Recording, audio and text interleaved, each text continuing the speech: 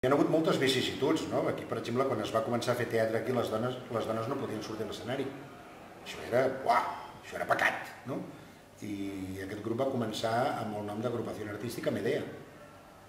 I fa la friolera de 125 anys i les dones no hi sortien.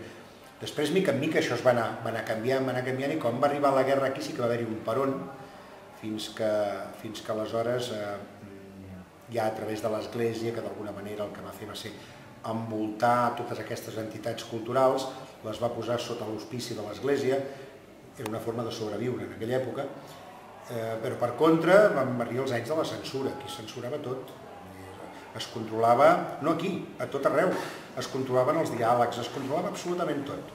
Venia el delegat de la censura i et deia, aquest guió diu aquí una cosa, diu un taco impensable, i cuidado les dones com vestien, no?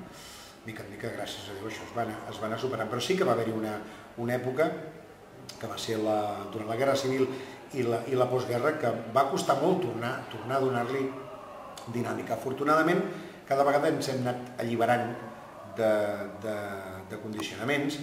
El nostre públic, tenim un públic molt fidel dels diumenges, que és gent bastant gran, que també s'està adaptant, a coses que per ells abans eren impensables. Posaré un exemple, que el donar-se un petó en un escenari, que és el més normal del món, abans això era acostar-se i posar-se de perfil i que no es veiés. I ara, vaja, si no et dones un petó ben donat, la gent,